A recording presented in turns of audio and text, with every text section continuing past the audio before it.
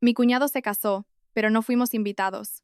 Una semana después, mi suegra, sin ningún remordimiento, me dijo: tenéis que prestarle a vuestro hermano 30.000 euros para comprarse un coche. Sí. Mi marido rió fríamente y pronunció una frase que me dejó completamente sorprendida. Era un sábado por la tarde. Yo estaba sentada en el salón, revisando minuciosamente el libro de pedidos de mi taller de alta costura, cuando sonó el teléfono de mi marido. En la pantalla brillaban dos palabras: madre llamando.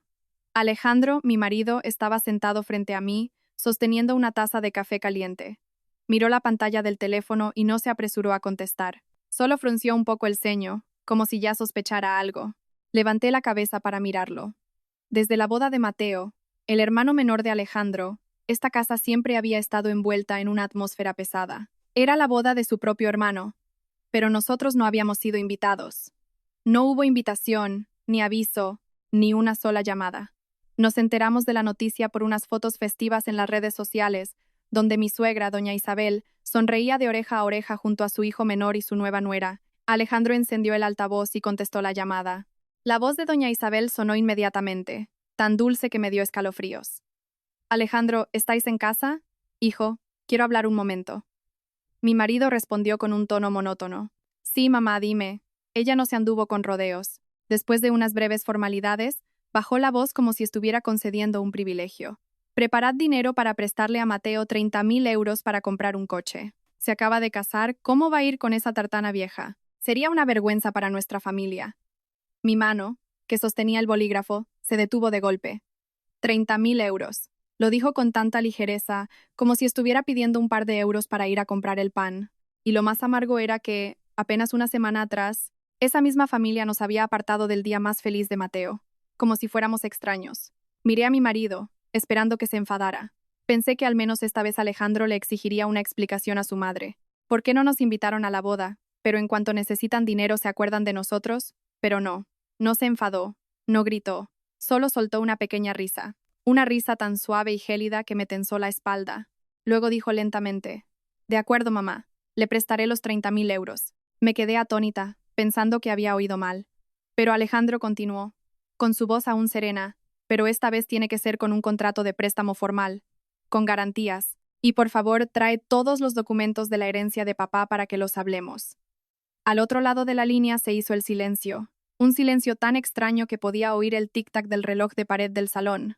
Unos segundos después, la voz de doña Isabel ya no era dulce, sino seca. ¿Qué estás diciendo?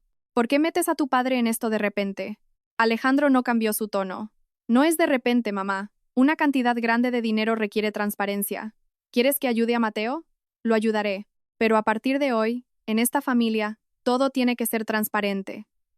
Giré la cabeza para mirar a mi marido. Frente a mí ya no estaba el hombre que durante años solo suspiraba cada vez que se hablaba de su familia. Ya no era el Alejandro que una vez me pidió que tuviera un poco de paciencia con su madre y su hermano por el bien de la paz. Su mirada en ese momento era extraña, tranquila, afilada, como alguien que ha estado conteniéndose durante mucho tiempo y solo espera el momento adecuado para colocar su última pieza en el tablero de ajedrez. Doña Isabel empezó a tartamudear. Yo solo os pedí que le prestarais dinero a vuestro hermano. ¿Por qué te pones tan tenso? ¿Sois hermanos? ¿Cómo vais a usar contratos? Se va a perder el cariño de la familia. Alejandro respondió de inmediato. Precisamente porque no hay documentos, el cariño se pierde. Mamá, nuestra familia perdió eso desde que nuestros nombres no aparecieron en la boda de Mateo. Esa frase cayó en medio del salón como el tajo de un cuchillo. Sentí un nudo en la garganta. Toda la frustración de la última semana, que creía haber tragado, volvió a subir con un sabor amargo. Al otro lado, doña Isabel se quedó callada unos segundos y luego gritó: seguro que te ha lavado el cerebro Carmen, ¿verdad? Desde que te casaste con ella, estás diferente. Alejandro me miró y dijo con claridad: nadie me ha lavado el cerebro, mamá. Simplemente he abierto los ojos. Al terminar de hablar, colgó el teléfono. Yo seguía congelada en mi asiento. La mitad de mí seguía enfadada por lo rápido que había aceptado. La otra mitad empezaba a sentir que algo no cuadraba. Le pregunté: ¿de verdad vas a darles 30.000 euros? Alejandro dejó el móvil sobre la mesa y me miró directamente a los ojos. Susurró, pero su voz era firme: déjame encargarme a mí, Carmen. Esta vez no le daré dinero. Le daré una lección. Me quedé en silencio. Resultó que detrás de ese acuerdo no había debilidad, y mucho menos estupidez. Era una trampa que mi marido probablemente llevaba preparando en secreto desde hacía mucho tiempo. Para entender por qué Alejandro pudo pronunciar la frase que dejó pálida a su madre, hay que remontarse al día en que Mateo trajo a su novia por primera vez para presentarla.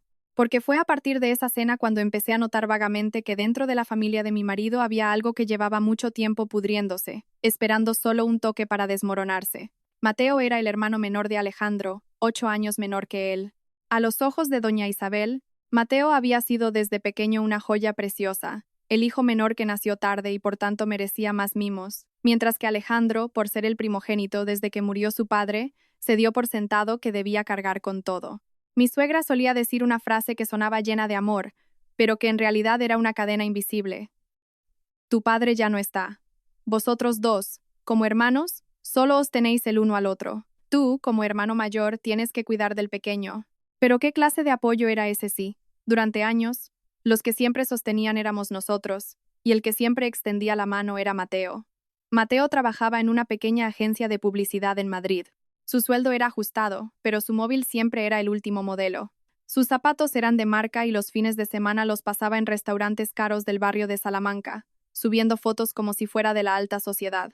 Cada vez que le faltaba dinero, no llamaba primero a su madre, sino a Alejandro. A veces era, oye, tengo la tarjeta bloqueada, ¿me ayudas? Otras veces, préstame algo para la revisión del coche, o transfiéreme 500 euros, te los devuelvo a fin de mes. Ese fin de mes nunca llegaba. Al principio yo anotaba cada préstamo, pero con el tiempo me cansé.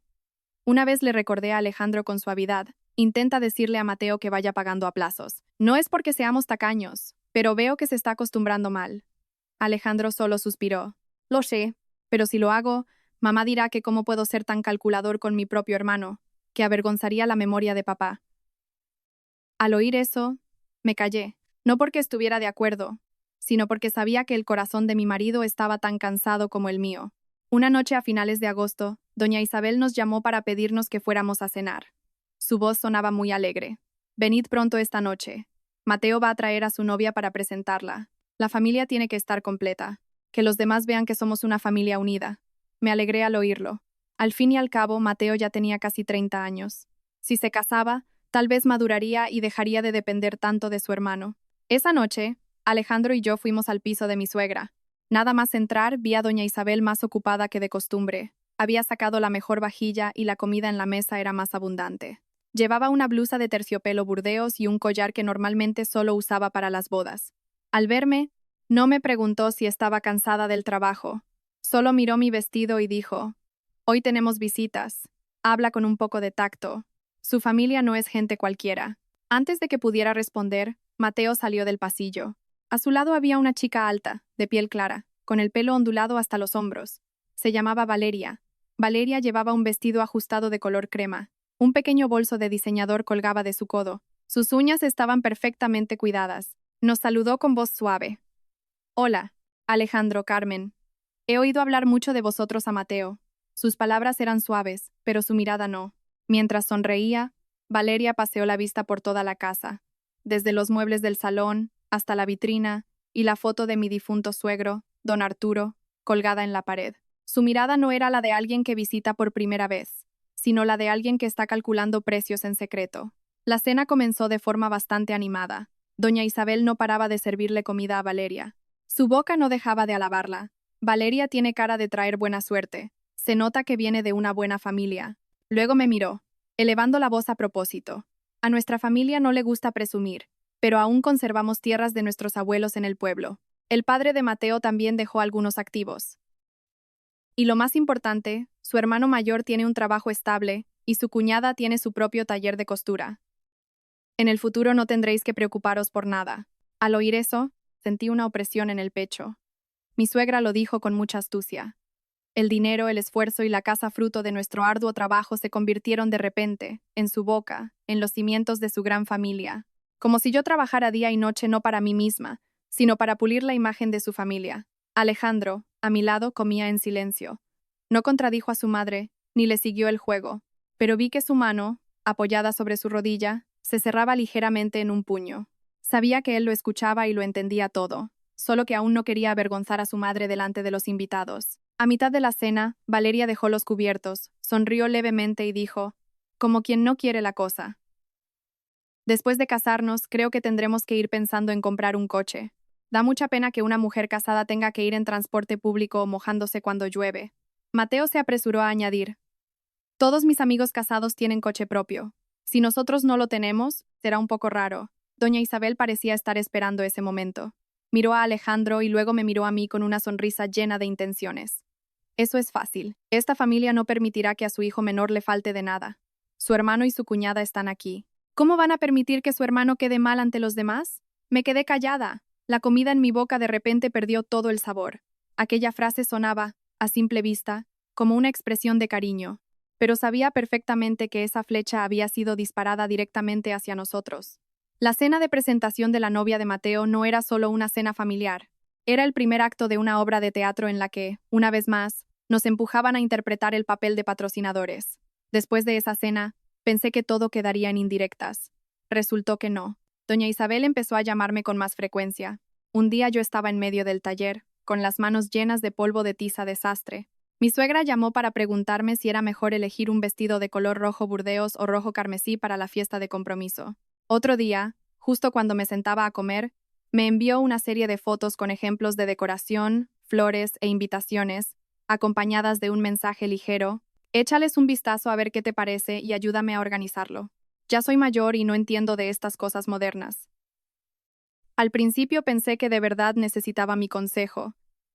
Al fin y al cabo, trabajo en el sector de la moda, interactúo a menudo con novias y bodas. Ayudar un poco no era problema, pero con el tiempo me di cuenta de que no preguntaba para pedir ayuda, preguntaba como si fuera mi obligación. Cada frase empezaba con ayúdame con esto, pero siempre terminaba con adelanta tú el dinero, luego echamos cuentas.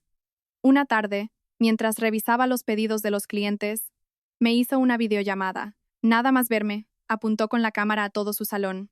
En el sofá había rollos de tela roja, flores artificiales y muestras de invitaciones. Dijo en voz alta, Carmen, tú que tienes un taller, hazle el vestido para la fiesta de compromiso a tu cuñada como regalo, para que nuestra familia quede bien. Si lo encargamos fuera, la gente dirá que su cuñada tiene un negocio pero no quiere ocuparse de su hermano. Me quedé sin palabras.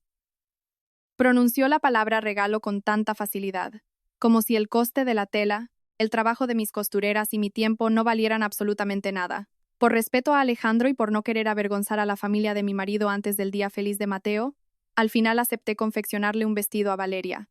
Elegí yo misma una seda de buena calidad, suave y ajustada, con bordados a mano en el cuello y las mangas. El coste total de los materiales y la confección, en condiciones normales, habría superado los 1.000 euros. Pero no dije nada. Pensé, que sea un primer regalo para mi futura cuñada, para que cuando seamos familia nuestra relación sea buena. El día que Valeria vino a probarse el vestido, vino con doña Isabel y Mateo. Yo ya le había pedido a mi costurera que planchara el vestido y lo colgara en el probador. Cuando Valeria se lo puso, la verdad es que estaba preciosa. El color burdeos resaltaba su piel y el corte le quedaba perfecto. Antes de que pudiera elogiarla, dio una vuelta frente al espejo, frunció los labios y dijo, «El color es un poco de vieja, ¿no? Pero bueno, como es un detalle tuyo, Carmen, me lo pondré». Ese me lo pondré me dejó atónita. Miré a doña Isabel esperando que dijera algo justo, pero mi suegra solo se rió. Valeria aún es joven. Le gustan los colores vivos. Déjalo estar. Tú como cuñada mayor cede un poco y arréglalo como ella quiera. Es su día especial. Mateo se quedó a un lado jugando con el móvil sin decir ni un solo gracias. Me tragué mi frustración. Si fuera una clienta cualquiera, la habría echado de mi boutique. Pero era mi futura cuñada.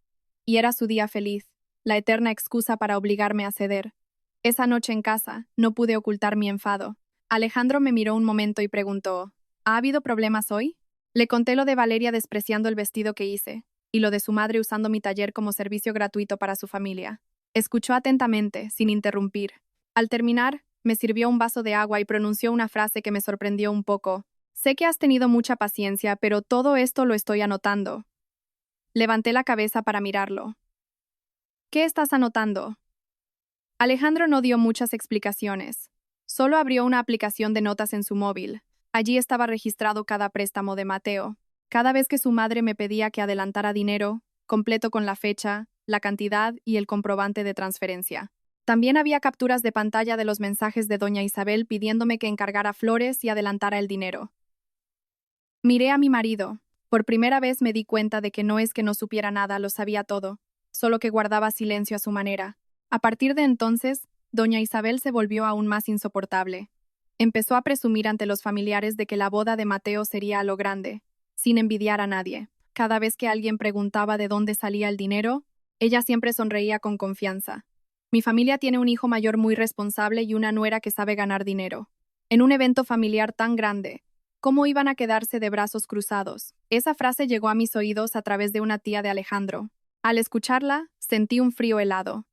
Comprendí que estaba construyendo un escenario moral para obligarnos a subir a él. Si no aportábamos dinero, nos tacharían de egoístas y de no querer al hermano.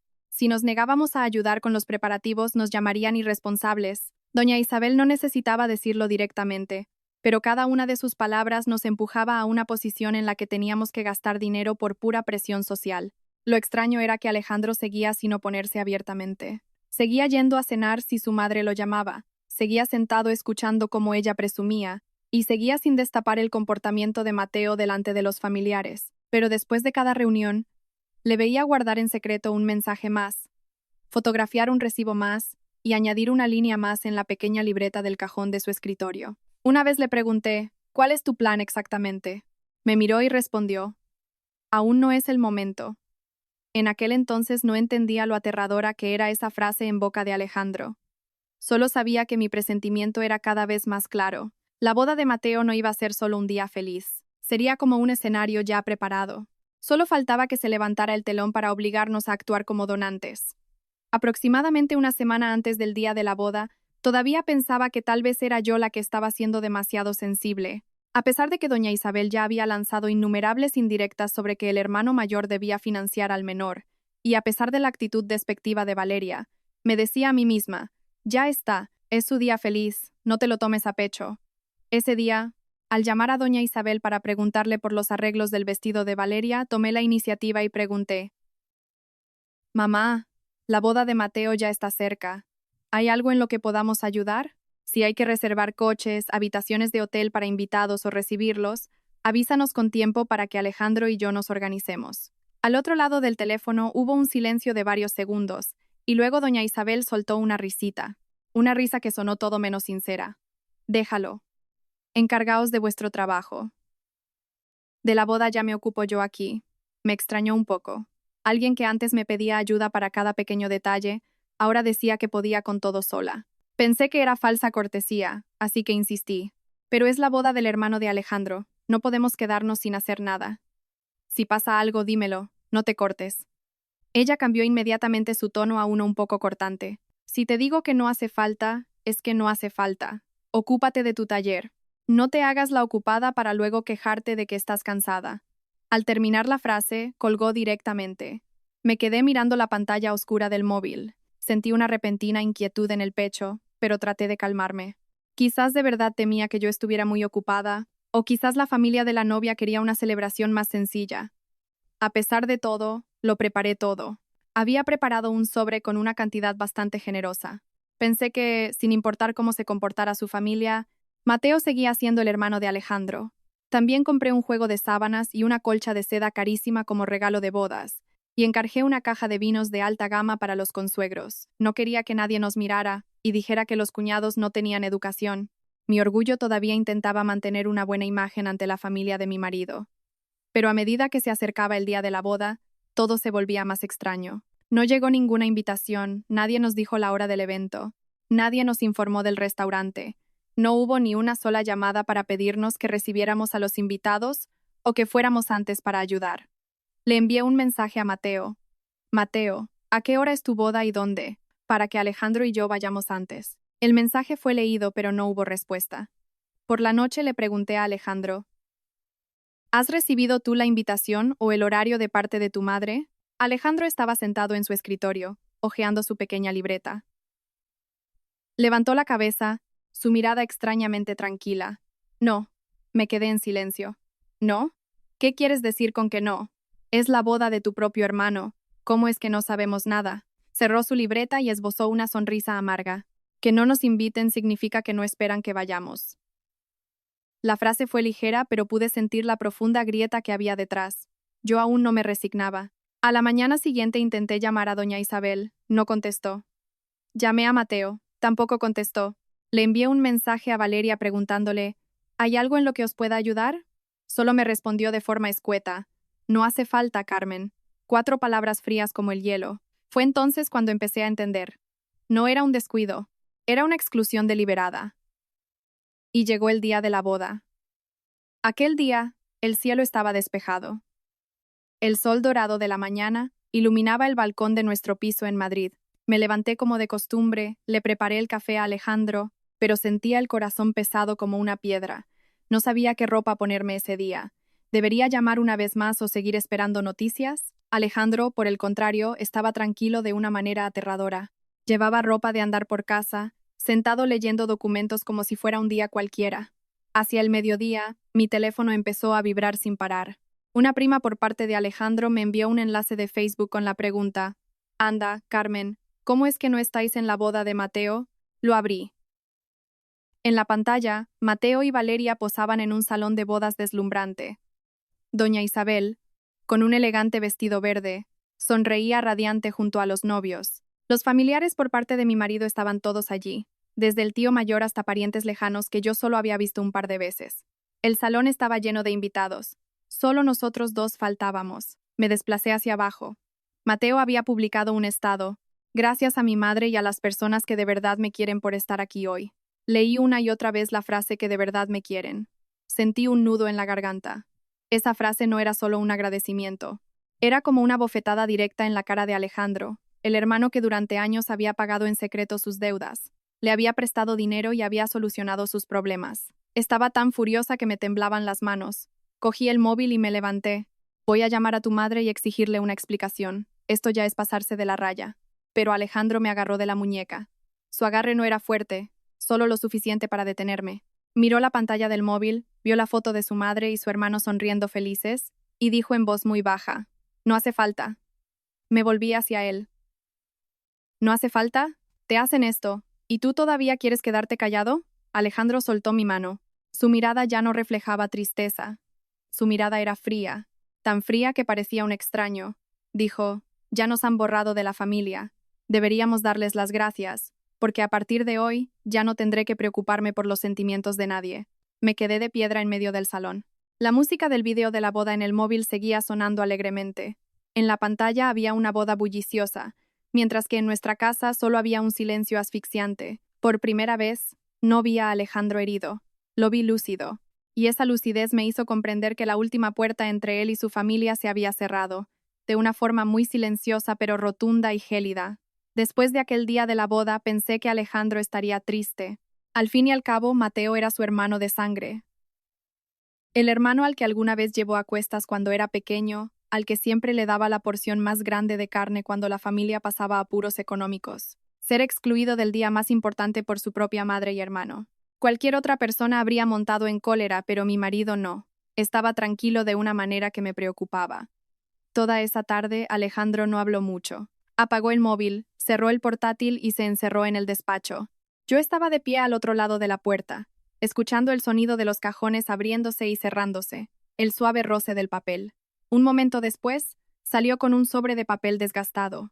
Los bordes estaban un poco amarillentos. Lo dejó sobre la mesa de centro frente a mí. «¿Qué es esto?», pregunté. Alejandro no respondió de inmediato. Se sentó frente a mí, con los ojos aún fijos en el sobre. Tardó mucho en hablar. Hay algunas cosas que pensaba enterrar para siempre, porque pensaba que mientras tuviera a mi madre y a mi hermano, yo, como hermano mayor, podía ceder un poco. Su voz era muy profunda, sin rastro de ira, pero cada palabra me oprimía el pecho. Abrió el sobre y sacó una hoja fotocopiada, ya gastada. En ella había una letra inclinada, típica de las personas mayores, con algunas partes de la tinta ligeramente descoloridas. Tardé unos segundos en reconocer la firma en la parte inferior. Arturo, mi suegro. No traté mucho con él porque murió un año después de casarnos. En mi memoria era un hombre callado y bondadoso, pero muy estricto, que nunca permitía que doña Isabel dominara cuando se trataba de lo que estaba bien y lo que estaba mal. Alejandro empujó el papel hacia mí. «Papá dejó un testamento antes de morir. El reparto de sus bienes está muy claro». Me quedé paralizada. La palabra testamento me puso la piel de gallina. Desde que murió mi suegro, solo había oído a doña Isabel decir que la familia se había quedado sin nada, que el dinero se había esfumado en gastos médicos y el funeral. Incluso se quejaba a menudo ante los familiares de que ella sola cargaba con el peso de la familia. Alejandro me miró y empezó a contarme lentamente. Antes de morir, don Arturo sabía que no le quedaba mucho tiempo, así que llamó a Alejandro en privado. En aquel entonces, Mateo aún estaba en la universidad y a doña Isabel siempre le preocupaba que al pequeño le faltara de algo. Su padre le dijo a Alejandro que la familia tenía unos ahorros considerables, algo de oro y las escrituras de unas tierras. Una parte debía dividirse a partes iguales entre los dos hijos. El resto se guardaría para gastos de mantenimiento, el cuidado de la tumba familiar y misas. Pregunté en voz baja, ¿y dónde está el testamento original? Alejandro sonrió con amargura. Papá se lo dio a mamá, porque al fin y al cabo era su esposa. Pero papá estaba preocupado, así que me hizo fotocopiarlo. En aquel momento, pensé que papá estaba exagerando. Se detuvo un momento. Sus manos sobre la mesa se cerraron ligeramente en un puño. Después del funeral, mamá dijo que todo el dinero se había gastado en los tratamientos médicos de papá, que el oro también se había vendido. Sobre el testamento, dijo que papá solo había hablado de palabra, que no había ningún documento. Al oír eso, se me erizó el vello. ¿Sabías que tu madre mentía? Alejandro asintió. Lo sabía, pero en ese momento aún estábamos de luto. Mateo era muy joven. Mamá acababa de perder a su marido. No quería empezar una pelea por dinero en ese momento. Miró hacia un rincón del salón donde teníamos unas fotos de su padre. Pensé, dejemos que mamá lo guarde, siempre y cuando lo use para cosas correctas, para los estudios de Mateo, para las misas de papá. Pero la realidad no fue como esperaba. Con el paso de los años, Mateo se volvió cada vez más mimado, y doña Isabel cada vez más parcial. Cada vez que Mateo se metía en líos, su madre siempre lo excusaba. Tu padre murió cuando él aún era muy joven. Es normal que yo le mime más. Cada vez que Alejandro mencionaba la palabra responsabilidad, su madre se echaba a llorar. ¿Cómo puedes ser tan calculador con tu hermano siendo el mayor? Harás que tu padre no descanse en paz. Fueron esas frases las que silenciaron a mi marido durante años. Sostuve el papel fotocopiado. Mis manos se sentían pesadas. Resultaba que detrás de la paciencia de Alejandro no solo había nobleza, sino también una deuda de gratitud. Un encargo de su difunto padre y la creencia de que su madre, aunque mostrara favoritismo, no cruzaría el límite. Pero la boda de Mateo había destruido lo que quedaba de esa creencia. Alejandro continuó. Su voz bajó de tono. Antes pensaba que si mamá quería darle todo a Mateo, que así fuera. Yo todavía soy fuerte, todavía puedo trabajar. No se lo iba a disputar. Pero hoy me he dado cuenta de que, a sus ojos, no soy un hijo ni un hermano. Solo soy un cajero automático que se puede usar cuando hace falta. Me miró con culpa. ¿Y tú? Tú no deberías haber tenido que soportar todo esto. Negué con la cabeza, pero tenía un nudo en la garganta. Durante años, a veces le había reprochado por ser demasiado bueno, demasiado respetuoso con su madre y demasiado blando con su hermano. Pero en ese momento, viendo el papel gastado en la mesa y su rostro tranquilo de una manera tan dolorosa, por fin lo entendí. No era que no se diera cuenta. Solo estaba intentando mantener intacto el último vínculo de una familia que se estaba pudriendo. Alejandro volvió a guardar el papel en el sobre. Su voz de repente se volvió gélida. No lamento el dinero, pero quiero ver cuánta cara dura tienen. Lo miré, sin entender del todo. Él solo cerró el sobre. Si nos han borrado de la lista de invitados a la boda, pero aún tienen el descaro de venir a pedir dinero, no me quedaré callado nunca más. Y, efectivamente, una semana después llegó la llamada de doña Isabel. Su primera frase, tras los saludos hipócritas, fue pedirnos que le prestáramos a Mateo 30.000 euros para comprar un coche. Fue entonces cuando entendí que la tranquilidad de Alejandro no era resignación, era el silencio de alguien que ya ha visto con claridad el tablero de ajedrez. Porque Merien, pun no me irá. Después de esa llamada pidiendo los 30.000 euros, doña Isabel no nos dejó en paz ni un solo día. Llamaba por la mañana, enviaba mensajes a mediodía, mandaba audios por la noche. Pero curiosamente, esta vez su tono ya no era autoritario. Se volvió dulce, suave, e incluso insinuaba un poco de tristeza, como si ella fuera la víctima. Alejandro, sé que sois los únicos que de verdad queréis a Mateo. Los de fuera ven a nuestra familia y piensan que vivimos muy bien, pero yo sufro mucho. Hijo, tu hermano se acaba de casar. La familia de su mujer tiene posibles. Si él va con un coche viejo, será una vergüenza para todos nosotros. Yo estaba sentada a su lado escuchando, sintiendo verdaderas náuseas. Apenas una semana antes, nos habían apartado como a extraños. Ahora se les llenaba la boca con palabras de amor fraternal y el honor de la familia. Quería quitarle el teléfono y decirle 4 verdades. Pero Alejandro me detuvo. Seguía increíblemente tranquilo. Solo respondió, sí, mamá. Entiendo que los asuntos de dinero no se pueden hablar por teléfono. Este fin de semana trae a Mateo y a Valeria a casa a cenar. Lo hablaremos con calma. Al otro lado, la voz de doña Isabel se iluminó al instante. Así me gusta. Sabía que mi hijo no sería capaz de abandonar a su hermano. Al colgar, miré a mi marido con indignación. ¿De verdad vas a hablar de ese préstamo? Acaban de humillarnos. Alejandro bloqueó el móvil, me arrastró al despacho y cerró la puerta. Abrió un cajón y sacó un fajo de papeles que ya había preparado. Antes de que pudiera preguntar, susurró. Si quieres atrapar al zorro, tienes que hacerle creer que va a conseguir la gallina. Aquella frase me dejó callada. No dijo mucho más, solo me mostró el borrador de un contrato de préstamo. Debajo había espacios para las firmas del prestatario, testigos y una cláusula sobre la revelación de los activos de la herencia del padre. Fue entonces cuando lo entendí. Alejandro no había cedido. Estaba tendiendo una trampa justo en el centro de la mesa de nuestro comedor. Ese fin de semana preparé una cena sencilla. No quería que pensaran que estaba intentando ganármelos. Sobre las 6 de la tarde sonó el timbre. Alejandro abrió la puerta. Doña Isabel entró primero, luciendo un traje chaqueta color burdeos. Llevaba pulseras de oro en las muñecas. Su sonrisa era más brillante que de costumbre. Detrás de ella venían Mateo y Valeria. Mateo llevaba una camisa blanca impecable y el pelo bien peinado. Valeria llevaba un bolso de mano de marca. Sus ojos escudriñaban nuestro piso como si acabara de entrar en una casa piloto. Nada más sentarse, Mateo soltó un suspiro dramático. No sabéis lo que es, Alejandro. Carmen.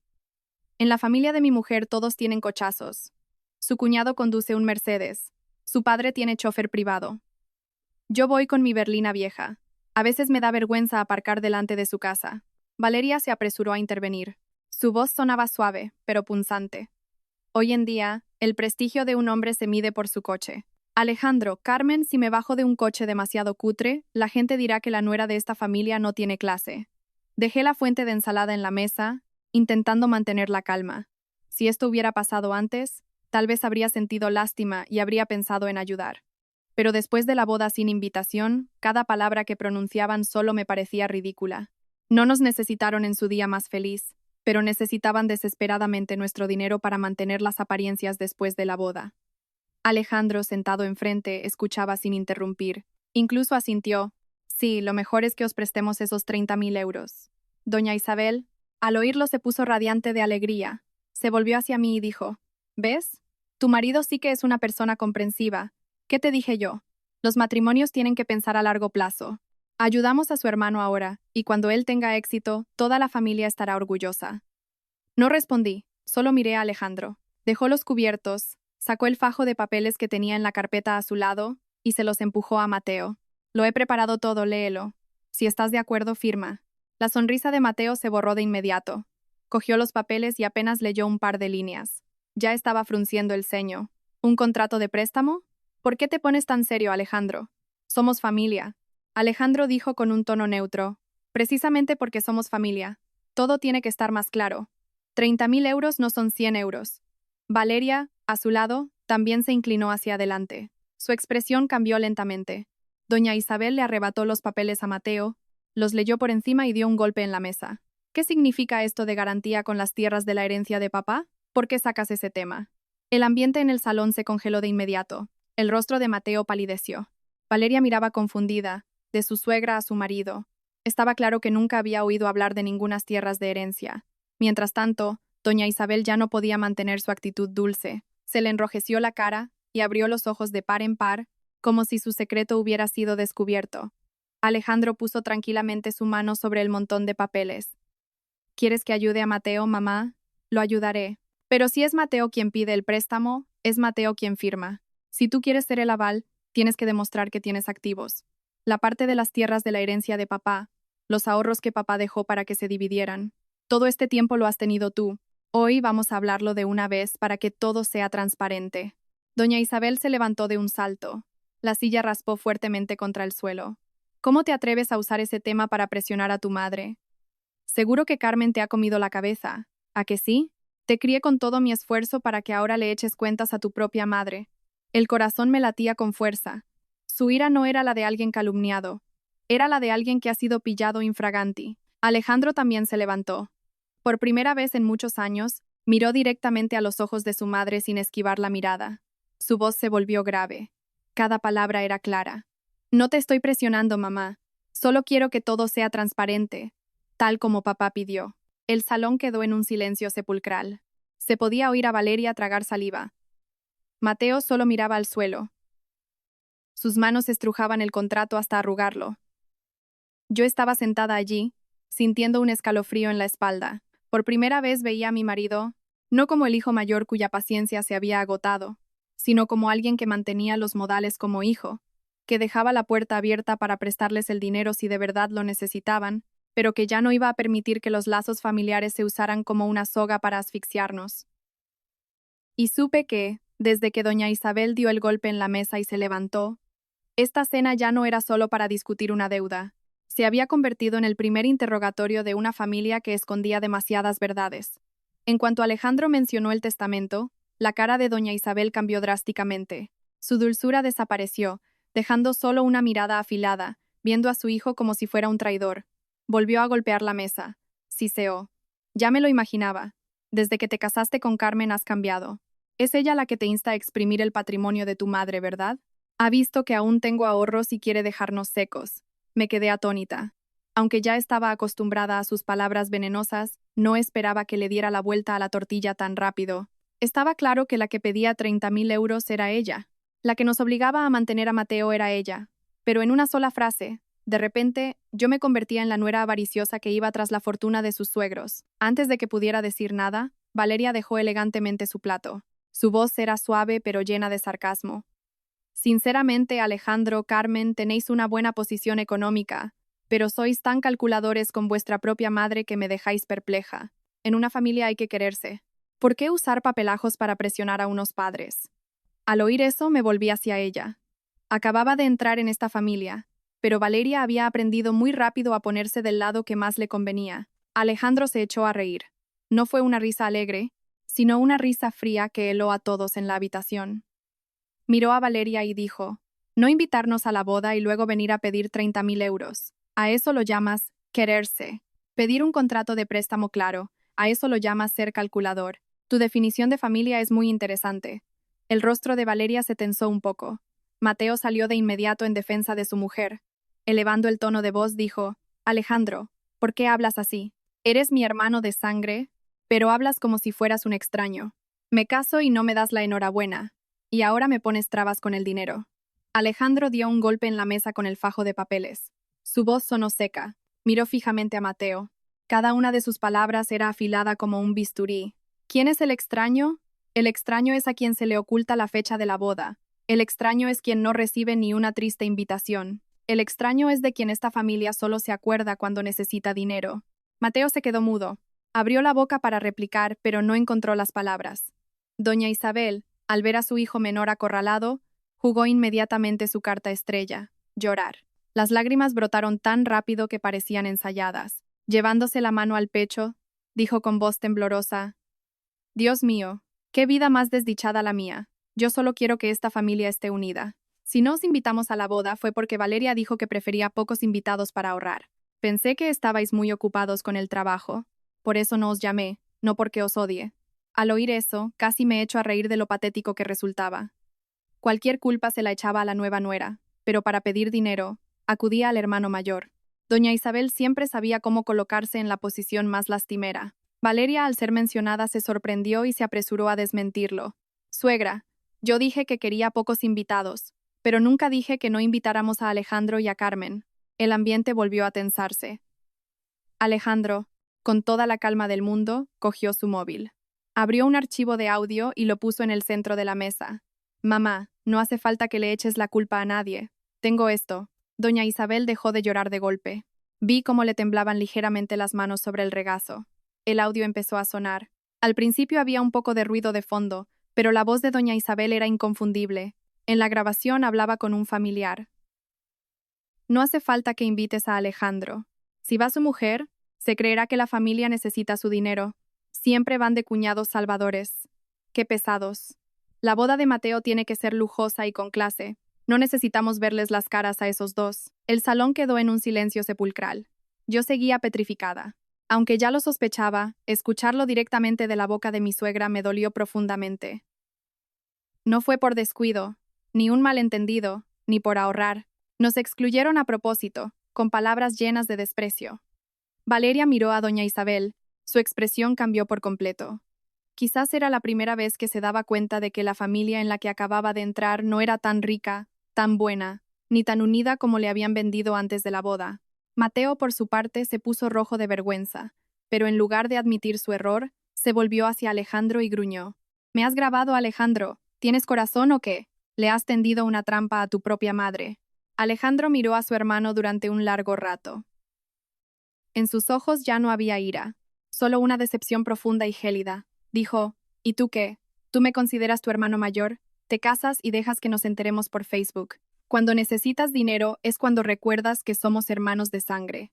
¿No te da vergüenza?» Mateo dio un paso adelante. Tenía los puños apretados, como si quisiera pegarle a su hermano. Me asusté y me puse de pie. Valeria también se apresuró a tirar del brazo de su marido, mientras doña Isabel gritaba, «Mateo, siéntate, no entres al trapo». Pero su voz temblorosa revelaba que tenía miedo. Miedo de que Alejandro ya no fuera su hijo sumiso. Miedo de que todas las mentiras que había construido empezaran a resquebrajarse frente a su nueva nuera. Alejandro no retrocedió. Se mantuvo erguido, mirando a Mateo sin parpadear. «¿Quieres pegarme? Adelante. Pero después de eso, seguirás teniendo que firmar el contrato del préstamo, seguirás teniendo que dar explicaciones sobre el testamento, y seguirás teniendo que explicar por qué necesitáis 30.000 euros con tanta urgencia». Esa última frase frenó a Mateo en seco. Su rostro pasó del rojo al blanco pálido. Doña Isabel también se quedó callada, moviendo los labios sin emitir sonido. Los miré a los tres y, de repente, me di cuenta de que detrás de su ira había algo más, pánico. Y fue en ese momento cuando supe que el asunto de los 30.000 euros claramente no era solo para comprar un coche. Alejandro se inclinó, recogió el fajo de papeles desordenados de la mesa y los alineó. Dijo en voz muy baja, pero lo suficientemente alta para que todos lo oyeran. «Mamá, Mateo, os he dado la oportunidad de ser sinceros, pero si queréis seguir con este teatro, seré yo quien hable». Parecía que faltaba el aire en la habitación. Me volví a sentar. El corazón me latía desbocado. Sentía que la parte más aterradora de la cena de hoy ni siquiera había comenzado. Después de pronunciar esa frase, Alejandro abrió un cajón del mueble del comedor. Escuché claramente el roce del cajón en medio de la tensión de la sala. Sacó otra carpeta con documentos, más gruesa que el contrato de préstamo de antes. Las tapas eran grises. Las hojas estaban bien encuadernadas. Solo por la forma en que dejó la carpeta sobre la mesa, supe que no era algo preparado a la ligera. Estaba cuidadosamente estructurado, con capas de pruebas esperando ser reveladas. Mateo miró la carpeta y su rostro cambió al instante. La actitud chulesca de antes desapareció. Sus manos, que agarraban la silla, empezaron a temblar, aunque intentara ocultarlo. Alejandro empujó la carpeta hacia su hermano. Su voz era fría como el hielo. «Contesta ahora. ¿Los 30.000 euros son para comprar un coche o para pagar deudas?» La pregunta heló a todos los presentes. Valeria giró bruscamente la cabeza hacia Mateo. Doña Isabel se quedó pasmada un segundo antes de gritar. «¿Qué tonterías estás diciendo? Tu hermano se acaba de casar. ¿Acaso está mal querer comprar un coche decente?» Pero esta vez su voz ya no sonaba firme. Flaqueaba, como la de alguien que está de pie sobre un suelo que empieza a resquebrajarse. Alejandro no miró a su madre. Abrió la primera página de la carpeta, mostrando varios extractos bancarios, capturas de pantalla y facturas. Mateo tiene una deuda de casi 20.000 euros, inversiones en criptomonedas, apuestas deportivas online, microcréditos, tarjetas de crédito. ¿Cuál quieres que lea primero? Me quedé boquiabierta. Aunque sabía que esta familia estaba llena de problemas, no me imaginaba que Mateo debiera tanto dinero, casi 20.000 euros, y delante de todos seguía interpretando el papel del novio acomodado. Valeria se puso de pie, con la voz temblorosa. «¿Qué estás diciendo? ¿Debe 20.000 euros?» Mateo tragó saliva. Sus ojos se movían frenéticamente de un lado a otro. «No, no es como dice Alejandro. Yo solo tengo un pequeño bache». Valeria dio un paso atrás, como si estuviera viendo a un extraño. «¿Un pequeño bache? Antes de casarnos me dijiste que tenías ahorros. Me dijiste que conservabas tu coche viejo por valor sentimental, no porque no tuvieras dinero para cambiarlo». Alejandro pasó a la siguiente página. Su voz era monótona, pero cada palabra era como un clavo que se clavaba en la mesa. «Ese coche viejo no es por valor sentimental. Está en proceso de embargo por la financiera porque lleva 3 meses sin pagar las cuotas. Si no paga en 10 días, se lo llevan. Valeria se tapó la boca con las manos. Vi que el maquillaje de su cara no podía ocultar su pánico. Había entrado en este matrimonio con una imagen perfecta, pero frente a ella, Alejandro estaba quitando cada capa de esa pintura falsa. El rostro de Mateo se encendió. Gritó: Alejandro, me has investigado. Eres mi hermano mayor, pero me humillas así delante de mi mujer. Alejandro levantó la cabeza con una mirada penetrante. No te estoy humillando, solo estoy mostrando la verdad. Eres tú quien cubre sus deudas con trajes de novio, coches alquilados y fotos bonitas, y luego obligas a otros a pagar el precio de tu vanidad. Mateo tartamudeó. Pensaba arreglarlo después de la boda. No quería. Alejandro sonrió con amargura. Arreglarlo con mi dinero y el de Carmen, ¿verdad? No nos invitas a la boda, pero tus deudas se convierten en nuestra carga. Mateo, qué grande eres. Doña Isabel no pudo aguantar más. Avanzó, agarró los papeles de la mesa y los arrugó. Su voz era aguda. Todavía es joven. ¿Quién no ha cometido errores? Tú, como hermano mayor, en vez de ayudarle, le empujas al abismo. ¿Quieres que se muera? Vi cómo se enrojecían los ojos de Alejandro, no de tristeza, sino por una rabia contenida durante demasiado tiempo.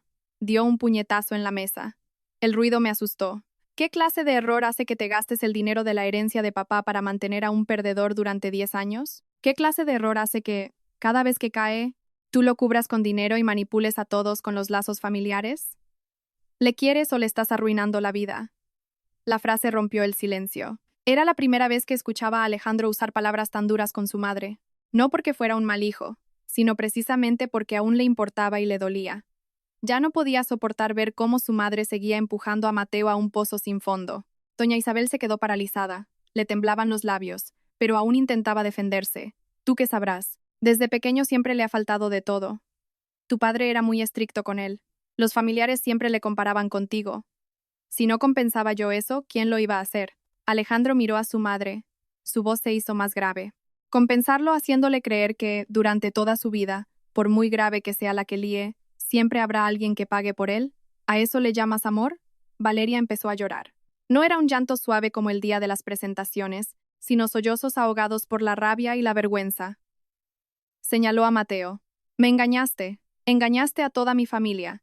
Dejaste que me casara con un hombre ahogado en deudas, pero que presumía de estar forrado. ¿Por quién me has tomado? Mateo intentó agarrarle la mano. Valeria, escúchame primero. Hice todo esto para poder darte la boda que merecías. Valeria le apartó la mano de un manotazo. ¿Merecerla con microcréditos usureros y el dinero de tu hermano? Pensé que las cosas ya eran bastante horribles, pero Alejandro aún no había terminado. Sacó el último papel de la carpeta y lo puso delante de doña Isabel.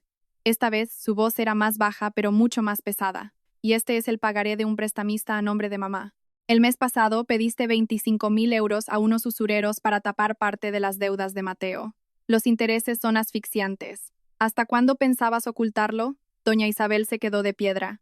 Su rostro palideció, abrió los ojos como platos mirando el papel, como si fuera una sentencia de muerte.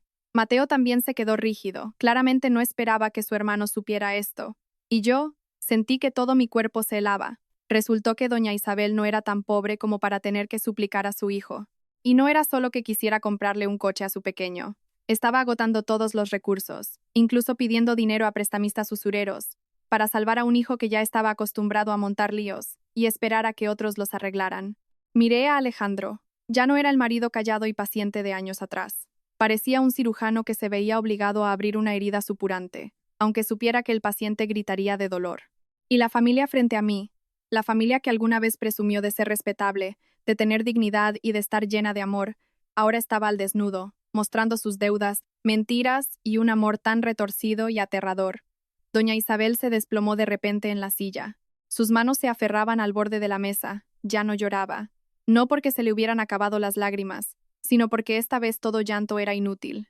Alejandro miró a su madre y a su hermano y dijo con claridad: a partir de ahora, nadie en esta familia podrá usar el nombre de la familia para pedirnos dinero.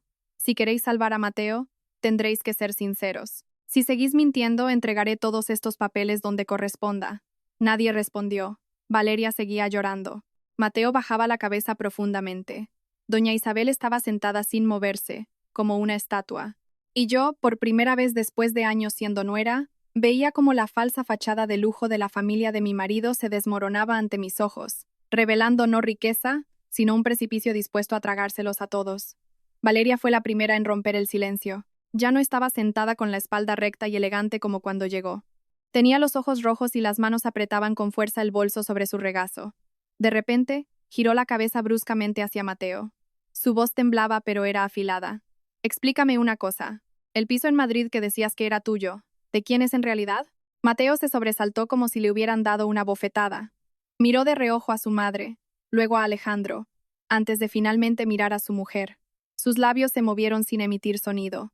Valeria, sobre eso pensaba decírtelo más adelante. Valeria soltó una risa sarcástica, breve y amarga. Más adelante, cuando ya estemos casados, más adelante cuando ya sea tu mujer y no haya vuelta atrás, entonces me dirías que todo lo que me presumías era falso. Fue entonces cuando Alejandro habló, con una voz tan fría que me dio escalofríos. El piso está alquilado. El contrato está a nombre de un amigo de Mateo, y además debe 2 meses de alquiler y la fianza. Valeria se puso de pie. La silla chirrió fuertemente contra el suelo, produciendo un sonido estridente. ¿Alquilado? ¿Debe la fianza? Se volvió hacia Mateo. Su voz era casi un grito.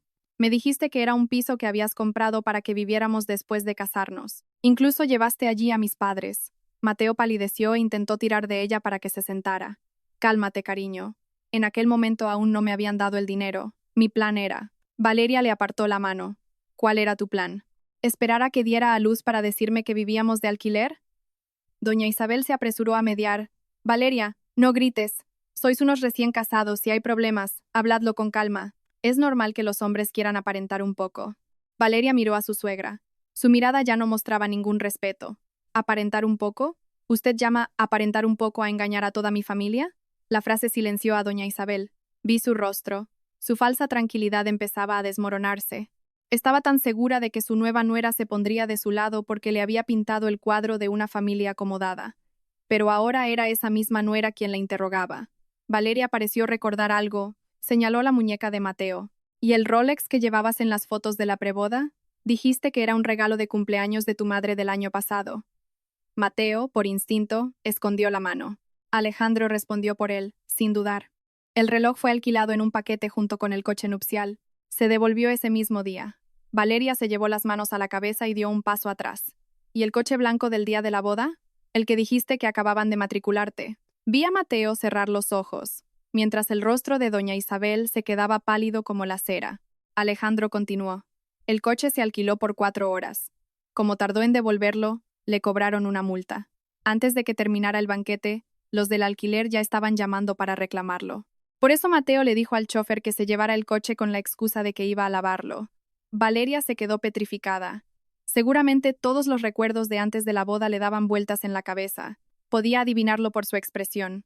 Esos momentos en los que Mateo no dejaba que nadie tocara su reloj, cuando miraba constantemente la hora al hacerse fotos con el coche de lujo. Todas esas señales extrañas que, embriagada por el glamour de la boda, había pasado por alto.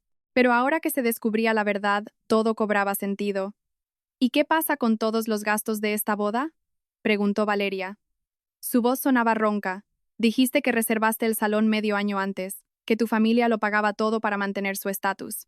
Dijiste que a tu madre no le importaba el dinero porque quería a su nuera. Mateo agachó la cabeza, sin atreverse a contestar. Doña Isabel se apresuró a decir, yo de verdad te quiero, hija. Solo quería que entraras en esta familia de forma honorable. Alejandro miró a su madre. Su voz se tornó más grave. ¿Honorable con dinero de usureros y deudas de tarjetas de crédito, mamá?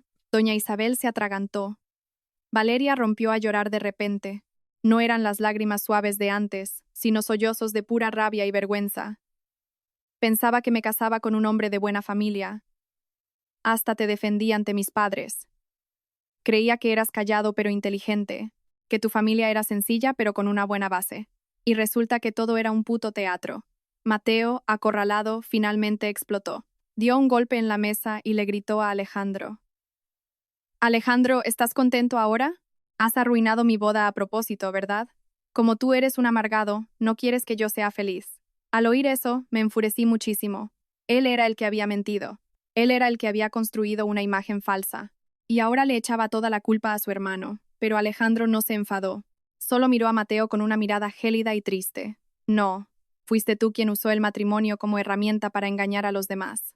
Una sola frase breve que silenció a Mateo. Valeria también se calló. Sus lágrimas seguían cayendo, pero ya no defendía a su marido. Miraba a Mateo como si viera a un extraño que acababa de arrastrarla a una trampa adornada con flores de boda. La habitación se sumió en un caos extraño. Nadie sabía a quién culpar primero. Justo cuando pensaba que doña Isabel seguiría negándolo todo, hizo algo que me dejó estupefacta. Rodeó la mesa, caminó directamente hacia mí y se arrodilló. Sus rodillas golpearon el suelo produciendo un ruido sordo. Entré en pánico y me levanté instintivamente. «Mamá, ¿qué estás haciendo?» Levantó la cara para mirarme. Tenía los ojos inyectados en sangre. No quedaba ni rastro de su orgullo. Su voz se quebró. «Carmen, te lo ruego, ayuda a salvar a Mateo solo esta vez». Me quedé de piedra. Alguien como doña Isabel, que toda su vida había considerado que las apariencias estaban por encima del cielo, de rodillas ante mí. Pero antes de que me diera tiempo a ablandarme, me agarró de la mano y la apretó tan fuerte que me dolió. Sus uñas se clavaron en mi piel, y su voz tembló violentamente. «Si no le ayudas, podría ir a la cárcel, o peor». Esa frase hizo que todos los sonidos de la habitación desaparecieran. Valeria dejó de llorar. Mateo se quedó rígido. Alejandro giró la cabeza bruscamente hacia su madre. Su mirada cambió. Ya no era solo de enfado, sino de alerta. Sentí que el corazón me daba un vuelco. «¿Qué quiere decir, mamá?», pregunté. Doña Isabel seguía agarrando mi mano. Estaba pálida, le temblaban los labios. Mateo solo miraba al suelo, y sus hombros empezaron a temblar. Su silencio me dio más miedo que cualquier confesión. Alejandro dio un paso adelante y soltó el agarre de su madre de mi mano. No gritó, pero su voz era grave y aterradora. «Mamá, ¿qué más hay?». Doña Isabel lloraba a lágrima viva, sacudiendo la cabeza como una niña que teme ser castigada. «No. No hay nada más. Yo solo estaba exagerando». Pero ya nadie en la habitación la creía. La frase «podría ir a la cárcel» no era una exhala. Era el grito de un Selam, era más oscuro y más peligroso que todas las deudas que se acababan de revelar. Miré a Mateo. Por primera vez, en su rostro no había arrogancia ni ira, sino verdadero terror. El terror de alguien que sabe que ha hecho algo que ya no puede ocultarse con dinero y mentiras. Y en ese momento comprendí que los 30.000 euros no eran solo para comprar un coche o pagar deudas. Eran para encubrir algo mucho más grave. Algo que podría arrastrar a toda esta familia al abismo si Alejandro no hubiera descorrido la última cortina a tiempo. Tras la frase «si no le ayudas, podría ir a la cárcel», supe que todo esto iba mucho más allá de un tema de préstamos. Valeria estaba de pie, rígida junto al sofá. Mateo tenía la cabeza gacha. Tenía los puños tan apretados que los nudillos se le quedaron blancos, y doña Isabel solo lloraba sacudiendo la cabeza. Pero cuanto más negaba, más claro veía que intentaba ocultar una verdad que ya ni siquiera ella podía contener.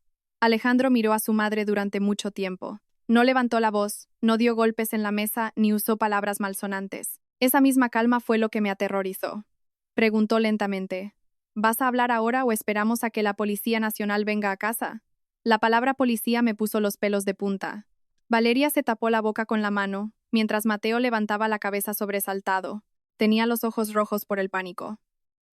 Doña Isabel gritó de inmediato: «No, no dejes que la policía se entere». Al terminar de hablar, pareció darse cuenta de que había metido la pata y apretó los labios, pero ya era demasiado tarde. Alejandro dio un paso adelante. Su voz bajó de tono. «Así que sí hay algo más. ¿Hasta cuándo pensabais ocultarlo? ¿Queríais usar nuestro dinero para taparlo todo?». Mateo se desplomó en la silla. Le temblaban los hombros. Su actitud altiva desapareció por completo, dejando solo a un hombre de casi 30 años acurrucado por el miedo. Doña Isabel lloraba desconsoladamente y finalmente pronunció palabras entrecortadas. Dos semanas antes de la boda, Mateo tuvo un accidente. Me quedé paralizada. «¿Un accidente?». Mi voz sonó ronca. Doña Isabel asintió. Las lágrimas le manchaban la cara, arruinando su maquillaje. Esa noche volvía de quedar con unos amigos. Había bebido un poco. En la calle atropelló a un repartidor. Entró en pánico y huyó. Mi mente se quedó en blanco. Un repartidor. Alguien que se ganaba la vida en la calle. Alguien que tal vez tenía padres, mujer e hijos esperándole en casa. Y Mateo, tras atropellarle, se dio a la fuga, y 2 semanas después seguía sonriendo de oreja a oreja en su propia boda. Valeria retrocedió, mirando al marido con el que acababa de casarse como si viera un monstruo. «¿Tú atropellaste a una persona y te fugaste?». Mateo se agarró la cabeza, su voz se quebró. Entré en pánico. La calle estaba vacía a esas horas. No sabía qué hacer. Yo solo pensé en volver a casa, decírselo a mamá y buscar una solución. No fue a propósito. Valeria sollozó. ¿No fue a propósito? Dejas a una persona tirada en la calle y dices que no fue a propósito. La mandíbula de Alejandro se tensó. Vi cómo se le marcaban las venas de la mano, pero seguía intentando mantener la calma. ¿Cómo está esa persona ahora? Doña Isabel respondió con un hilo de voz. Su familia es humilde y al no poder él trabajar se han quedado sin ingresos para pagar el alquiler y mantener a su hijo. Han contratado a un abogado y quieren ir a juicio para pedir la pena máxima de cárcel. Dicen que la policía ya tiene las grabaciones de las cámaras de seguridad de la zona. Cada frase que pronunciaba era como un bloque de hielo que caía en mi corazón. Ahora entendía por qué pedía 30.000 euros con tanta urgencia. No era para comprar un coche y mantener el estatus. Eso era solo una tapadera. El dinero era para pagar la indemnización, para contratar a un buen abogado, para pagar a los usureros, y lo que es peor, para deshacerse de la tartana vieja que usó en el accidente antes de que la policía la rastreara. Miré a doña Isabel. Tenía un sabor amargo en la garganta. Entonces, ¿querías usar nuestro dinero para encubrir el atropello y fuga de Mateo? Ella levantó la cara de inmediato, apresurándose a negarlo. No es para encubrirlo. Solo quería solucionarlo por las buenas. La familia de la víctima necesita dinero para el tratamiento. Se lo damos todo y se acabó el problema, ¿verdad? Es mejor que meter a la policía. Si Mateo va a la cárcel, su futuro estará arruinado. Alejandro soltó una risa seca, una risa que sonaba más a dolor que a ira. ¿Te preocupa que el futuro de Mateo se arruine? ¿Y qué hay del futuro de la persona a la que atropelló? Esa persona lleva casi un mes en el hospital. ¿Alguna vez le has dicho a Mateo que vaya a pedir perdón? Doña Isabel se quedó callada. Mateo bajó aún más la cabeza. Solo con eso ya sabía que la respuesta era nunca. Valeria miró a doña Isabel. Su voz temblaba de rabia. Así que durante todos los preparativos de la boda, toda la familia lo sabía. Pero me lo ocultasteis. Dejaste que me casara con un hombre que puede ser procesado en cualquier momento. Doña Isabel lloraba mientras decía, tenía miedo de que si te lo decía, tu familia cancelaría la boda. Yo hice esto por el bien de los dos. Valeria rió entre lágrimas. No, lo hiciste por tus propias apariencias. La frase fue como una bofetada. Doña Isabel se calló. Vi que los ojos de Alejandro estaban enrojecidos. No era una persona sin sentimientos. Yo sabía que por muy despreciable que fuera Mateo, seguía siendo su hermano. Pero también sabía que lo que Alejandro más odiaba eran los cobardes y las mentiras. De repente, Mateo se arrodilló frente a Alejandro. Ya no le importaba su orgullo. Agarró con ambas manos el bajo de los pantalones de su hermano mayor y lloró como un niño pequeño. Alejandro, ayúdame solo esta vez. No quiero ir a la cárcel. Tengo miedo. De verdad tengo mucho miedo. Alejandro miró a su hermano con unos ojos fríos y aterradores. Cuando fue tu boda, nosotros no existíamos. Y ahora que la has cagado, ¿te acuerdas de nosotros? Mateo solo podía llorar desconsoladamente. Doña Isabel también se abrazó a las piernas de Alejandro, llorando hasta quedarse ronca. Te lo ruego, hijo, solo le tengo a él. Si va a la cárcel, ¿cómo voy a vivir? Haz como que tu madre te suplica de rodillas. Al oír la frase, solo le tengo a él, el corazón me dolió por mi marido, como si Alejandro no fuera su hijo, como si sus sacrificios durante todo este tiempo no valieran nada. Pensé que Alejandro se ablandaría, pero solo se inclinó, soltó las manos de su madre de sus piernas y la volvió a sentar en la silla. Luego me miró. Su mirada en ese momento me dio escalofríos, no porque fuera cruel, sino porque era muy lúcida. Dijo lentamente, esta vez le ayudaré, pero esta ayuda hará que todos paguen el precio de sus actos. Toda la sala se quedó en silencio. Mateo levantó la cabeza, creyendo haber oído mal. Doña Isabel también se quedó atónita. Alejandro miró fijamente a su hermano. Ayudar no significa encubrir. Ayudar significa llevarte al hospital para pedir perdón. Ayudar significa pagar una indemnización justa. Y ayudar significa acompañarte a entregarte a comisaría antes de que vengan a esposarte a casa. Mateo negó con la cabeza, desesperado. No. No, Alejandro. No podré soportarlo. Alejandro gruñó. ¿Y la víctima sí puede? Esa persona a la que atropellaste y que lleva casi un mes en la cama de un hospital. ¿Sí puede? Mateo, si hoy intentas huir de nuevo, yo mismo llamaré a la policía. Doña Isabel lloraba. Alejandro, no fuerces a tu hermano. Alejandro miró a su madre. Por primera vez, su voz se quebró. No le estoy forzando a morir, mamá. Estoy tirando de él para que viva como un ser humano responsable. La frase me dejó sin palabras. Sabía que desde ese momento, Alejandro ya no solo se enfrentaba a su madre y a su hermano, estaba sacando a toda su familia del fango que ellos mismos habían creado. aunque la forma de sacarlos fuera tan dolorosa que todos acabarían heridos. La cena de aquel día terminó con llantos y un silencio pesado. Nadie volvió a hablar de los 30.000 euros para el coche. Esa máscara de lujo se había rasgado, revelando el crimen que había detrás.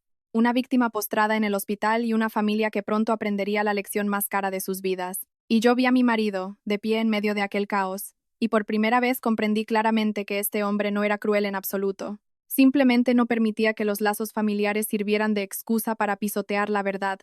Esa noche, doña Isabel estaba casi irreconocible. Ya no gritaba ni daba golpes en la mesa. Estaba postrada a los pies de Alejandro. Con las manos juntas, las lágrimas bañaban su rostro. Alejandro, te lo suplico, ayuda a tu hermano solo esta vez. Es tonto, pero es de tu sangre. Mateo estaba arrodillado a su lado, pálido como un fantasma. No dejaba de repetir una sola frase. Alejandro, me he equivocado. De verdad que no fue a propósito. Solo entré en pánico. Yo estaba de pie junto a Alejandro, con el corazón en un puño. Una parte de mí estaba furiosa porque habían intentado arrastrarnos a un problema de esta magnitud. La otra parte sentía miedo, porque detrás de sus súplicas había una vida humana en peligro. Alejandro no habló mucho. Solo les dijo a su madre y a su hermano que se fueran a casa. Antes de que Mateo cruzara la puerta, le dijo fríamente: «Esta noche todavía puedes dormir en casa. Mañana por la mañana te llevaré a ver a la víctima. Si huyes, dejaré de ser tu hermano mayor». Mateo tembló al escucharlo. Doña Isabel intentó suplicar de nuevo, pero Alejandro ya había cerrado la puerta. Aquella noche apenas pegué ojo. Alejandro tampoco. Estuvo sentado en el despacho hasta casi el amanecer. Delante de él estaban todos los documentos relacionados con las deudas y el accidente, incluido el viejo sobre que dejó su padre. En un momento entré y le vi frotándose las sienes. Tenía los ojos inyectados en sangre.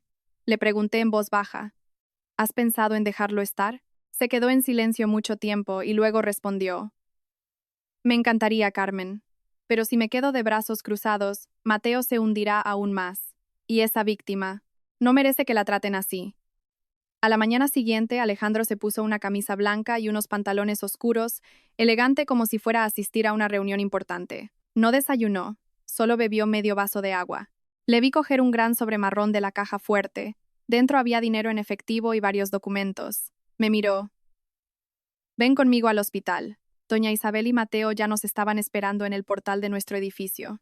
Ella llevaba ropa oscura y tenía un aspecto demacrado. Mateo llevaba una gorra y una mascarilla quirúrgica, como si temiera ser reconocido. Al verlo, Alejandro le arrancó la mascarilla directamente. «Mateo, vamos a reconocer un error, no a escondernos. Levanta la cabeza». Mateo bajó la mirada, con los ojos rojos, pero no se atrevió a replicar.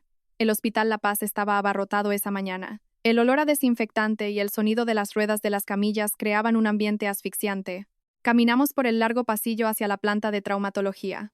Cuanto más nos acercábamos, más temblaba doña Isabel. A Mateo le fallaron las piernas varias veces, hasta el punto de tener que apoyarse en la pared. Nada más llegar a la puerta de la habitación del paciente, una mujer de mediana edad vestida con ropa humilde vio a Mateo. Se quedó de piedra un segundo, y luego se abalanzó como una posesa. «Él, es él, el que atropelló a mi hijo y se fugó». Levantó la mano con intención de pegarle. Mateo retrocedió aterrado. Estaba pálido. Doña Isabel se apresuró a proteger a su hijo. «Tranquilícese, señora. Podemos hablar las cosas por las buenas». La mujer gritó. Su voz retumbó en el pasillo. «¡Que me tranquilice!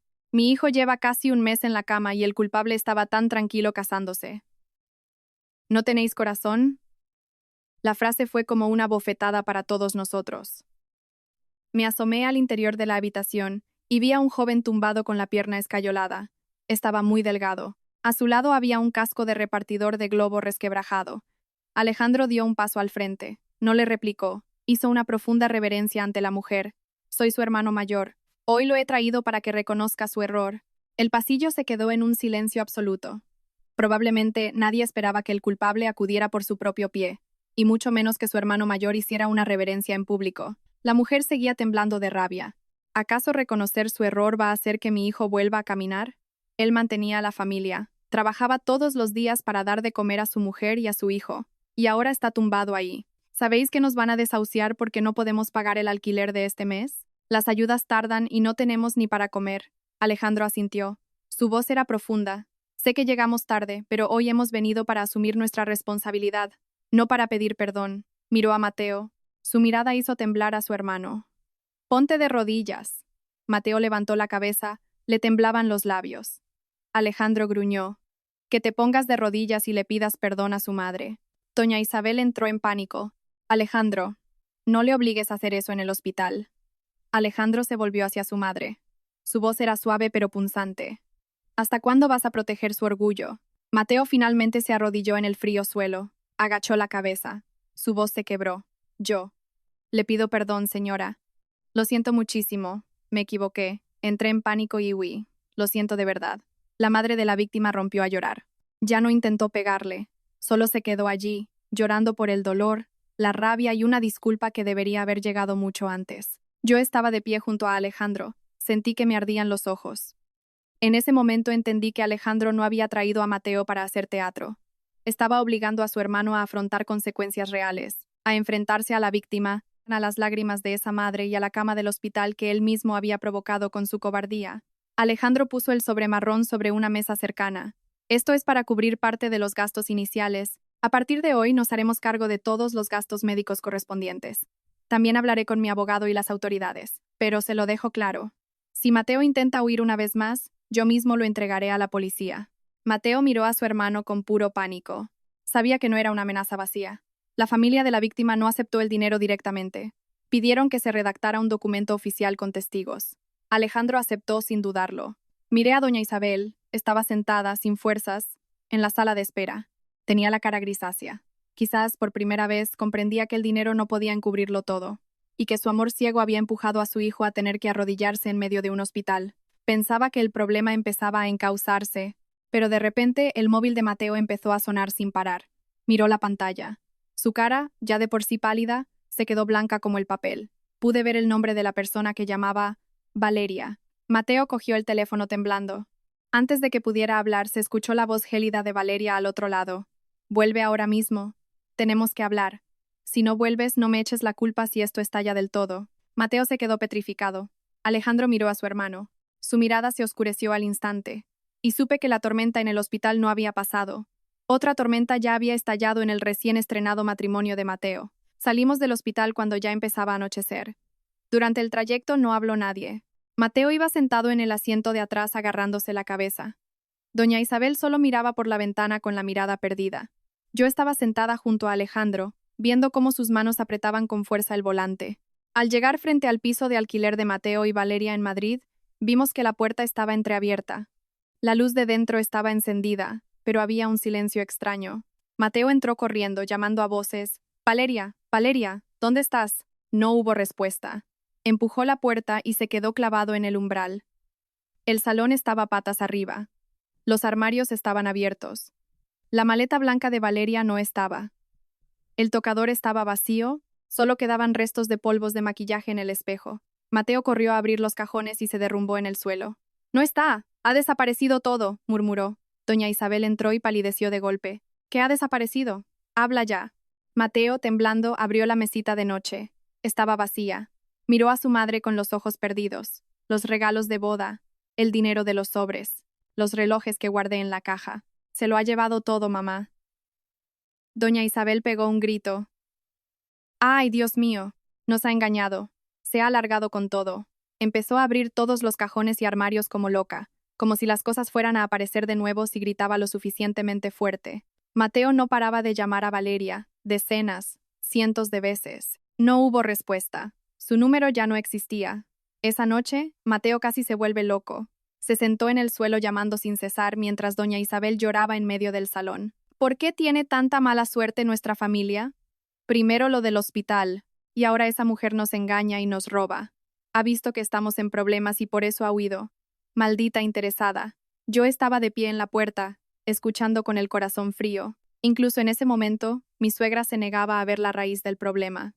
Solo veía que Valeria había huido con las joyas, sin darse cuenta de que ella y Mateo habían tejido una red de mentiras para atrapar a otra persona. Alejandro se quedó observando en silencio hasta que al final, Mateo agachó la cabeza y dijo con voz ronca: «Lo he perdido todo, Alejandro. Sigo con las deudas, mi mujer me ha dejado y el dinero ha volado». Fue entonces cuando Alejandro habló, con un tono neutro. «Se casó contigo porque creía que tenías dinero.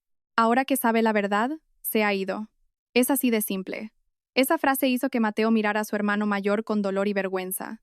Doña Isabel descargó de inmediato su furia sobre Alejandro. ¿Cómo puedes decir eso? Tu hermano ya está sufriendo bastante y tú le echas sal en la herida. Pensé que después de esta sacudida mi suegra abriría los ojos. Pensé que entendería que la falsa riqueza que había construido solo atraería a personas igualmente falsas. Pero me equivoqué. Se levantó y me señaló directamente a la cara. Todo esto es por tu culpa, porque tú y Alejandro lo habéis destapado todo. Por eso se ha ido Valeria. Si no hubierais montado este escándalo, a mi familia no le estaría pasando esto. Me quedé en silencio unos segundos, y entonces algo se rompió dentro de mí. Durante años como nuera había aguantado mucho, pero cuando intentó echarme la culpa de todas sus mentiras, no pude callarme más. La miré fijamente. Si usted no se hubiera inventado esa imagen de familia rica, nadie habría huido. Si hubiera educado bien a Mateo desde el principio, hoy no tendría que arrodillarse en un hospital ni su mujer le habría dejado. Deje de echarme la culpa, señora. La habitación se quedó en silencio un instante. Luego, doña Isabel se abalanzó sobre mí. Solo vi cómo su mano se levantaba en el aire. Una fuerte bofetada aterrizó en mi mejilla. Mi cara se giró hacia un lado. Doña Isabel me seguía señalando. Eres una simple nuera. ¿Cómo te atreves a darle lecciones a tu suegra? ¿Te crees que por tener dinero puedes hacer lo que te dé la gana? Me toqué la mejilla que me ardía. Curiosamente, no lloré. Solo sentí que mi corazón se volvía de hielo. Antes, si mi suegra me hubiera bofeteado, tal vez me habría puesto triste y habría buscado consuelo en mi marido. Pero esta vez no fue necesario, porque Alejandro ya había dado un paso adelante. Agarró la muñeca de doña Isabel justo cuando iba a levantar la mano de nuevo. Su voz retumbó. «Basta ya, mamá». Doña Isabel se asustó. Alejandro miró a su madre con los ojos rojos de ira. «Si vuelves a tocar a mi mujer, me iré de esta familia para siempre. A partir de ahora, si quieres seguir mimando a alguien o salvando a alguien, arréglatelas tú sola. No vuelvas a llamarnos nunca». La sala entera se congeló. Mateo, sentado en el suelo, miraba a su hermano mayor con la boca abierta. Doña Isabel también se quedó clavada, palidísima. Probablemente, en toda su vida, nunca pensó que su hijo mayor, el que siempre cedía, llegaría a pronunciar esa frase. No era para ganar una discusión, ni para rebelarse. Era trazar una línea muy clara. Alejandro soltó la mano de su madre y me miró. Vio la marca roja en mi mejilla, y su mirada se suavizó. «Nos vamos a casa», dijo suavemente. Asentí. Mientras salía de aquella habitación destrozada, a mis espaldas aún se oía la voz desesperada de doña Isabel. «Alejandro, ¿a dónde vas? ¿De verdad vas a abandonar a tu madre?» Alejandro no se giró, solo me agarró la mano con más fuerza. Por primera vez, sentí que ya no estaba atrapado entre su madre y su mujer. Había elegido ponerse del lado de la verdad. Y fue en ese momento cuando doña Isabel lo entendió de verdad.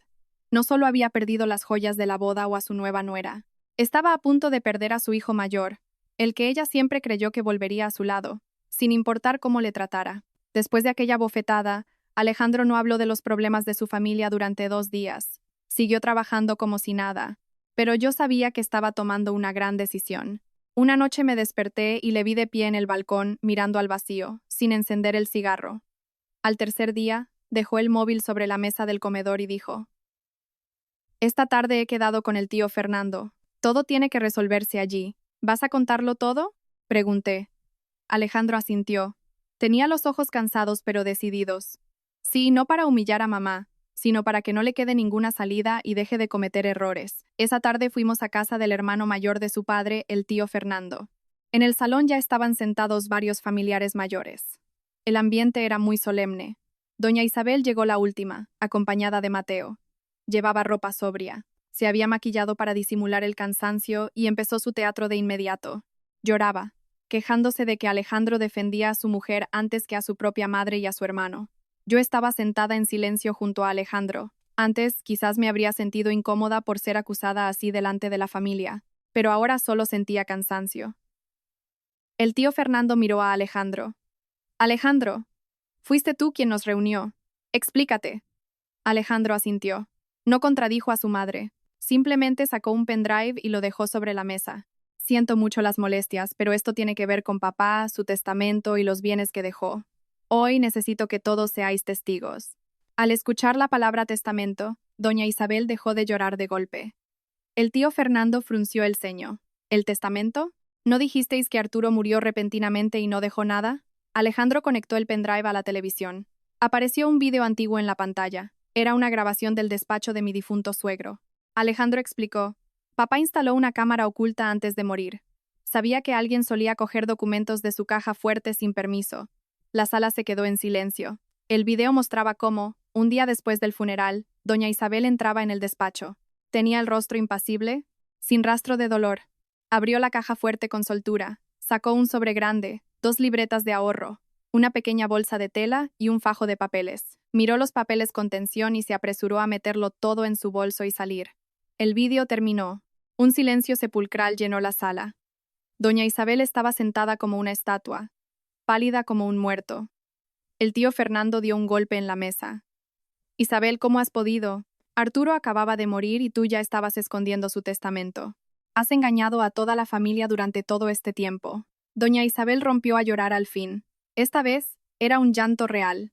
Yo solo quería dejárselo todo a Mateo. Es el pequeño, siempre le ha faltado de todo. Alejandro se quedó en silencio un largo rato, y luego dijo con voz triste: querer a tu hijo no es malo, mamá. Pero tu forma de quererle le ha arruinado la vida. Papá era estricto con Mateo porque quería que fuera un hombre de provecho. Tú le escondiste el dinero, le pagaste las deudas, encubriste sus errores, y a eso lo llamaste amor. Míralo ahora, lleno de deudas, engañando a su mujer, provocando un accidente de tráfico y dándose a la fuga. ¿Aún quieres seguir salvándolo? Mateo, que había estado callado todo este tiempo, de repente se echó a llorar. No era un llanto para buscar compasión, sino lágrimas de arrepentimiento. Entre sollozos dijo: si al principio hubieras dejado que Alejandro me educara con mano dura, tal vez no habría acabado así. Aquella frase fue como el golpe final. Doña Isabel miró a su hijo menor. Le temblaban los labios. Toda su vida pensó que era la madre más sacrificada, pero fue precisamente el hijo que más había mimado quien pronunció esas palabras. Por primera vez, ya no pudo echarle la culpa a nadie más. El tío Fernando dio un largo suspiro. Arturo ya no está, pero su voluntad debe cumplirse, y los bienes deben repartirse. Las deudas de Mateo deben saldarse, y ese accidente debe responder ante la justicia. Ya no se puede ocultar nada más. Doña Isabel se desplomó en su silla, los hombros le temblaban. Ya no era la suegra altanera, ya no era la mujer acostumbrada a usar las lágrimas como arma. Frente a mí solo había una madre envejecida, dándose cuenta de que sus errores habían durado demasiado y llegado demasiado hondo. Vi a Alejandro cerrar los ojos un momento. Tal vez le dolía mucho el corazón, pero era un dolor necesario, porque solo cuando se abre la herida hay oportunidad de que sane. Pensé que después de que todo saliera a la luz, Mateo se quedaría callado reflexionando. Pero a la mañana siguiente desapareció. Su móvil estaba apagado. Doña Isabel llamó a Alejandro, presa del pánico. Alejandro, no encuentro a tu hermano. Se ha dejado la cartera. Solo se ha llevado el móvil, pero lo tiene apagado. Buscamos a Mateo toda la noche, bajo la lluvia. Casi a las 10 de la noche, Alejandro recibió un mensaje de texto de Mateo. Perdóname, Alejandro. Pagaré todo en la próxima vida. El rostro de Alejandro se quedó pálido. Intentó llamarle, pero el móvil seguía apagado. Doña Isabel gritaba histérica. Me acordé de que Mateo había subido una foto a Instagram en el viaducto de Segovia. El viaducto, Alejandro. Una vez dijo que allí arriba el viento calmaba sus pensamientos. Alejandro pisó el acelerador a fondo. Cuando llegamos llovía a cántaros. A lo lejos vi una silueta de pie por fuera de la alta valla de seguridad del viaducto. Mateo, gritó doña Isabel. Mateo se giró, con la cara pálida bajo la lluvia. Ya estaba medio inclinado hacia el abismo oscuro. Alejandro le dijo a su madre que se callara y se acercó poco a poco. Mateo lloraba. No te acerques, Alejandro. Ya os he causado demasiados problemas a todos. No sirvo para nada. Tengo deudas. He atropellado a una persona. He engañado a Valeria. Os he avergonzado a ti y a mamá. No tengo salida. Alejandro se paró a unos pasos de él. Si cometes un error, lo arreglas. Morir es fácil, Mateo. Vivir es lo difícil. Ya no puedo arreglarlo. No me queda nada. ¿Dices que no te queda nada? Gritó Alejandro, su voz cortando la lluvia. Todavía tienes a mamá, todavía me tienes a mí. Si saltas, mamá se irá contigo al hoyo. ¿Lo entiendes o no? Esa frase frenó a Mateo. Vio a su madre desplomada en el suelo mojado y luego miró a su hermano. Por primera vez, en sus ojos había un dolor sincero. Alejandro, ¿aún me consideras tu hermano? Si no lo hiciera, te habría dejado aquí solo hace rato, respondió Alejandro con voz ronca. Mateo lloró con todas sus fuerzas. Le temblaban las piernas. Justo en ese momento, su pie resbaló en la cornisa. Grité. Alejandro salió disparado hacia adelante y agarró la muñeca de su hermano por entre los barrotes. Ambos cayeron de bruces contra el suelo. Con la ayuda de un par de transeúntes y la policía, Mateo consiguió volver al lado seguro. Cayó al suelo, se abrazó a Alejandro y lloró como un niño. Alejandro, me he equivocado, tengo miedo. No me quiero morir. Alejandro jadeaba. Una de sus manos seguía aferrando con fuerza la chaqueta de su hermano. Doña Isabel se acercó a gatas y abrazó a sus dos hijos. Por primera vez, vi que en su abrazo ya no había diferencia entre el hijo mayor y el hijo menor. Solo dos hijos que casi pierden una sola noche. Pero Alejandro no permitió que ese momento se convirtiera en un perdón fácil. Se sentó y miró a su madre y a su hermano. Hoy no le he salvado para que siga siendo un parásito. Mañana mismo Mateo tiene que ir a entregarse a la Policía Nacional. Tiene que dar la cara ante la familia de la víctima y pagar hasta el último céntimo de su deuda con su propio esfuerzo. Y tú, mamá, no vuelvas a esconderle detrás de tus faldas. Mateo asintió entre sollozos. Lo entiendo, Alejandro. Esta vez lo entiendo de verdad. Doña Isabel también lloraba, sin replicar. Quizás, tras aquella noche, por fin se dio cuenta de que proteger a un hijo no consiste en librarle de las consecuencias, sino en tener el valor de verle sufrir para que aprenda a mantenerse en pie por sí mismo. Vi a Alejandro ayudar a su hermano a levantarse bajo la lluvia. Seguía siendo estricto, pero la mano que sostenía a su hermano era muy firme. Y comprendí que ese era el verdadero significado de la responsabilidad. No era encubrir errores, ni tampoco cortar lazos, sino tirar de ellos desde el borde del abismo y luego obligarlos a caminar por sí mismos por el buen camino. Después de la noche en el viaducto, Mateo cambió de verdad.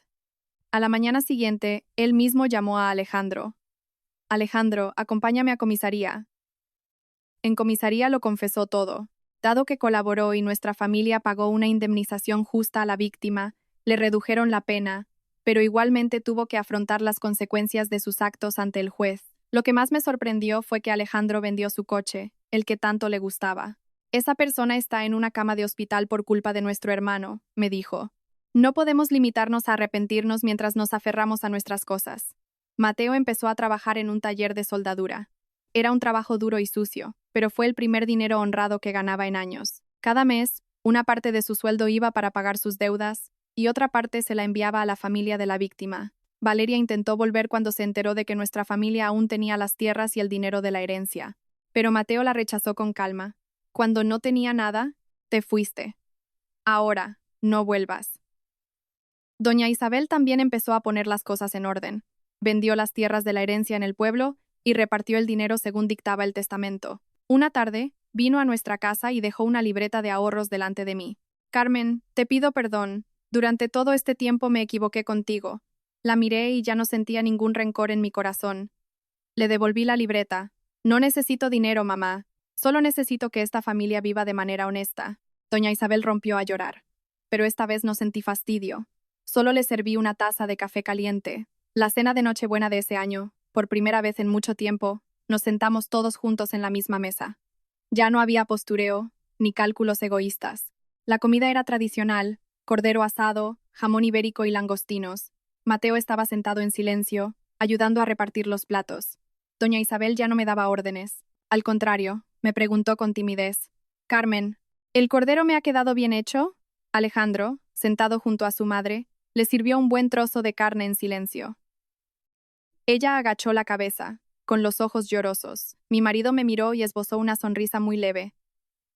No era una sonrisa de victoria. Era como un largo suspiro después de que pasara la tormenta, cansado pero en paz. Miré alrededor de la mesa y de repente, comprendí que hay familias que tienen que caminar hasta el mismo borde del precipicio para aprender a encontrar juntos el camino de vuelta a casa.